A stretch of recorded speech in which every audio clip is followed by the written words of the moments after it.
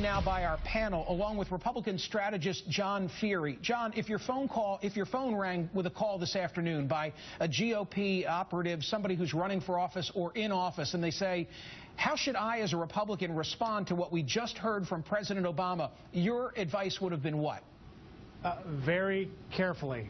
Listen, I think that it was important for the president to step up and talk about this. I think that this has been a festering wound. I wish the president would have put it in broader context, talked a little bit about the role of the media, talk a little bit about the role of the media in fostering fear in all kinds of different ways. I think the president hit on some things exactly right. I think in many ways when he talked about George Zimmerman, I thought he was off base.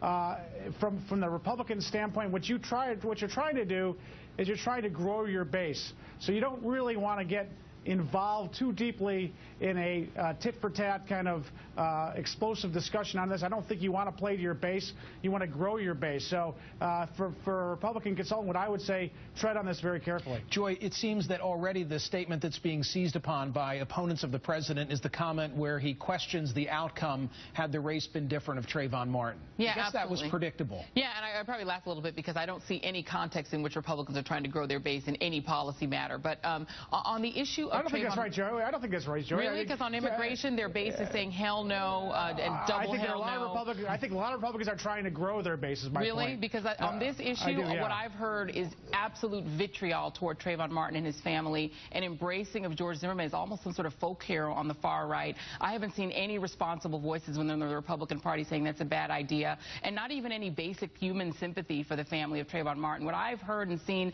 in my Twitter, where I think I've been called the N-word every 30 seconds, I feel like, since the verdict came down, and it's far-right voices. I don't see a moderating influence in your party right now that's saying that we need to stop constantly overdoing our attacks on Barack Obama because it's turning people off. And I'm just telling you right now, it's turning people off. Joy, the question to me by Michael was, what would I advise a politician? It's a great advice. I don't know if they're listening to smart people like you.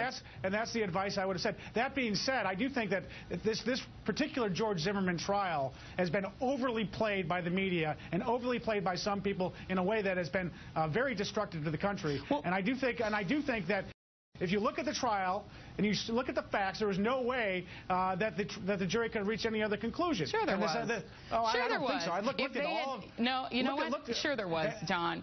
If they had decided that they could see Trayvon Martin as a child and as a victim, and if that cultural gap could have been bridged, of course they could have found the elements. Then what didn't make that possible was the scars on George Zimmerman's back of his head. I mean, the fact of the matter is that the jury looked at the... I see your point, but the fact of the matter is that... All right, guys, I don't want to relitigate the facts of the case. I want to look forward and talk about race. Jonathan K.